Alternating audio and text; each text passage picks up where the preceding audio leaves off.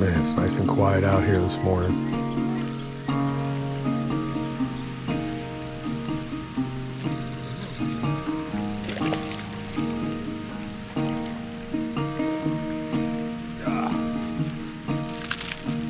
we go. Finally, someone was smart enough to hit my top water, huh? Do not shake. These are treble hooks. Do not shake. Ah, pretty, isn't he? Love a top water bait.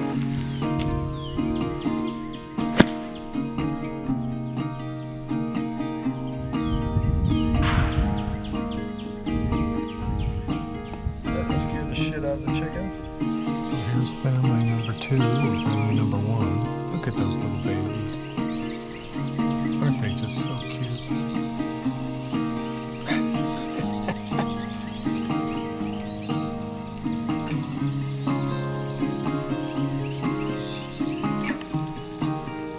You're the big family. We're going to put out some grains and some alfalfa pellets for you guys. See if you'll eat them. Oh, they're fun. Fred's here 7 days a week, 24 hours a day. Fred's hanging around. Hello, Mr. Turkey. Hello, Mr. Turkey. Morning. Different kind of video today. It is Sunday morning. I have... the wildlife on this property is just amazing. So we have 2 goose families. I'll show you here in a minute. They're absolutely gorgeous. One pair has 3 babies and the other one has 7 or 8 babies. We just spotted them yesterday and they're starting to swim around. It's so cute. I've got a wild turkey or 2 that are coming up in the fields now. The deer are out here all night long, hundreds and hundreds of deer. But I just spotted this. So I'm going to do something a little weird this year with my garden in the fields. We're going to do a natural crop. That looks like dill. I wonder what that is. Anyone know what that is? Deer poo. There's a bunch of deer poo over here, but I want to do mushrooms over here. I've talked about that. I'm going to come flatten this out a little bit, but we need some rain. Desperately need some rain. But I want you to look at this. Look at these zucchinis over here in the compost pile. Isn't that crazy? And then last year we had a whole bunch of tomatoes. I'm surprised we don't have any tomatoes growing yet, but I'm sure I'll have tomatoes pop up over here. So we're going to do some wild plantings this year. We kind of did this before. Up in field number 2, which is this field here, I planted a row of pumpkins and I planted a row of summer squash and then something else. And they actually did really well. The problem is that you'll have these big, beautiful pumpkins and a deer will come by and take a bite out of it and ruin it. So I had to put wire around them. It was just a nightmare. So down here in this field, I'm actually going to do some wild plantings. I'm going to show you the vegetable garden we have here this year. So I'm going to do it in stages. This year I'm actually going small because I'm going to be going away, going trips down to the beach house. And I don't want to have too big of a garden up here. So Lizzie, my farm helper this year, can take care of it and manage it. And when I get back, then we'll expand it. We'll go over to this garden number 2. I'll plant that. But in the meantime, I do want to have this garden. The reason why is we have a high pressure pump down at our pond that pumps water in an underground 2-inch system, 620 feet up to here. And then we run lay flat hoses all the way up. And then we have 3 heads around the vegetable garden. So if we run into another drought, we're under the worst drought condition in 15 years right now. And we're about to get rain. So we've been out here doing a whole bunch of stuff. I'll explain that. But I can run that irrigation head. She can run that irrigation head. If we don't have enough rain, she can just run that and run the garden. And basically it's a flip of the switch between the 2 of them. It really is nice. So, yeah, let's go run down there and I'll show you what's going on.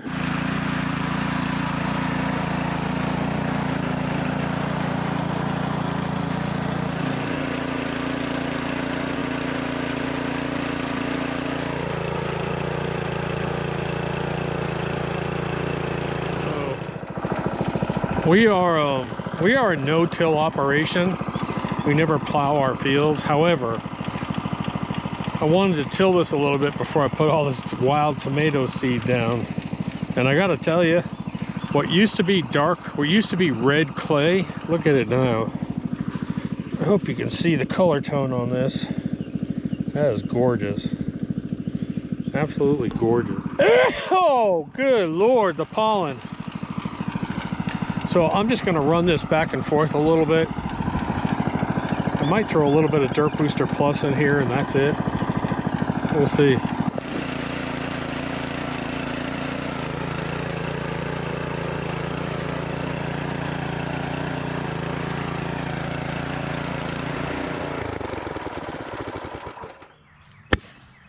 I'm leaving that damn thing there. John can get that in the morning.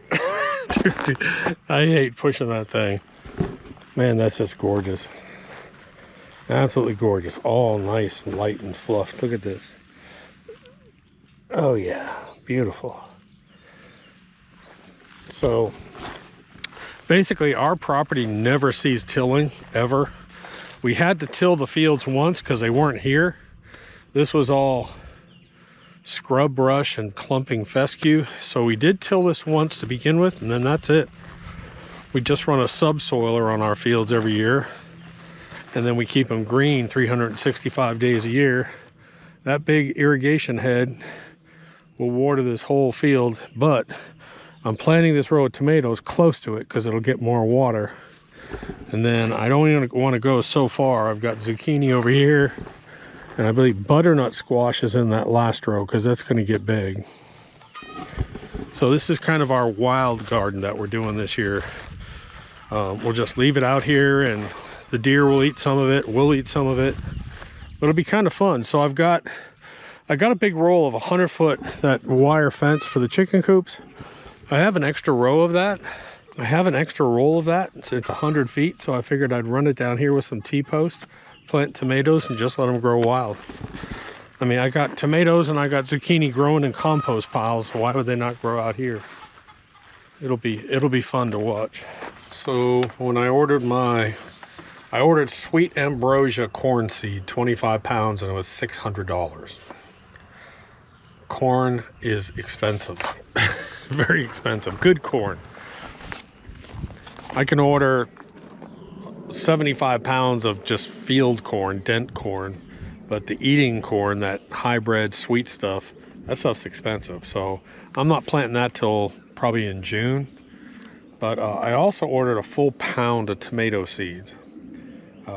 These are delicious tomatoes, and I am going to plant some. I'm going to plant that row real heavy, and the rest of it I will actually vacuum seal and put in the refrigerator. And they'll last for years that way. Just your germination rate usually goes down 5 to 10% per year.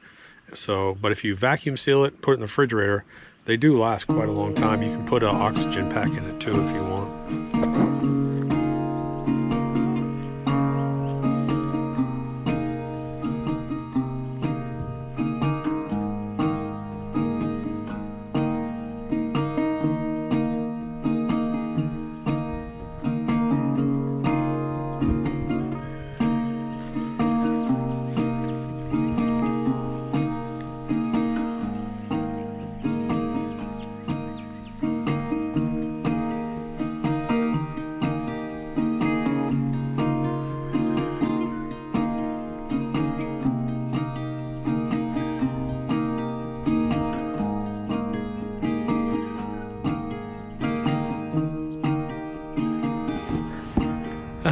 A little bit overdone. Basically 3 handfuls of tomatoes. That's got to be 1,000 tomato plants. We'll see what happens. If I get a handful of tomatoes, I'll be happy. There's a chance I'll get hundreds and hundreds of tomatoes off this one line. I don't know. This is for fun. Last year we pulled out of this full-size garden, we pulled just over 1,000 tomatoes. All right, it has turned into cucumber harvest, full 5-gallon bucket, green peppers. These 2 tins, I don't know if you can see them. I'm assuming about 40-50 pounds of tomatoes, and then easily 1,000 tomatoes this year. We may go over 1,500 tomatoes this year because these plants, even though they've been hammered by disease, are really battling it. I mean, it's just crazy. Each one, we just came through and harvested. Look at this. Look at this one plant. There's got to be close to 30 tomatoes on that one plant. Out of that one garden before we halved it for the chickens. It's crazy, crazy.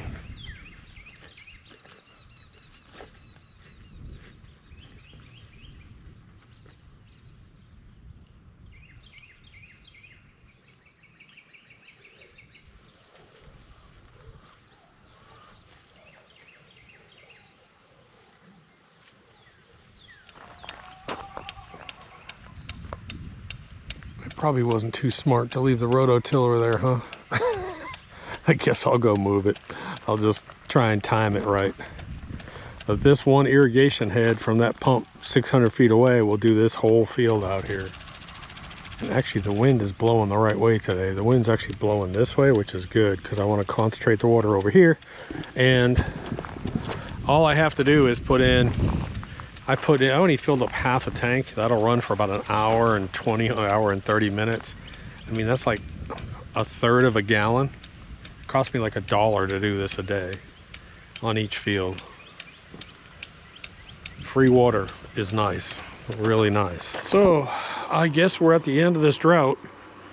It's the worst drought since 2011, which is 15 years. Look at that the stupid magnolia tree, because of this drought, is dropping all these leaves over here. Dude, oh, the wife won't let me cut it down either. So I think what we're going to do here is John's coming over tomorrow. Lizzie's coming over tomorrow. We're going to install that. I've got that 4-foot. See this wire fence over here? We're just going to run wire fence on those tomatoes and just let them grow up wild. It'll be a fun experiment. But I think what we're going to do is we're going to scalp this backyard down. I'm going to use the Egos. I'm not going to use the robot mowers. You do not put little robot mowers under this kind of stress. So we'll probably scalp this down. I may even pick up all the clippings with the John Deere. And I put down some seed. I'm going to put down some more Bermuda seed down here. And I think I'm going to use, I've got some, God, what are the two?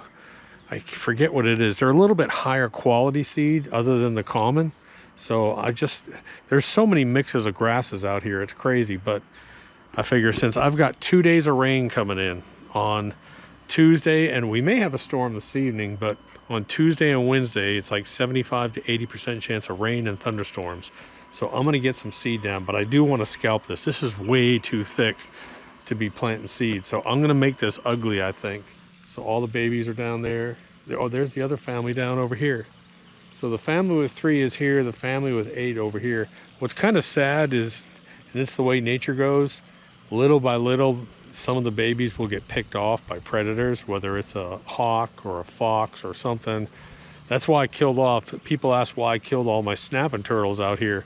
I killed 8 snapping turtles that were this big out here. I mean, they were monsters. I got rid of them all just for this specific reason, because they were killing all these babies. So now they have a little bit more safety. But anyways, I put some Bermuda seed down here, over in there we did. So hopefully everything will take, and that's pretty good. But I'm happy with it all. So give it a thumbs up and have a good Sunday. Doc.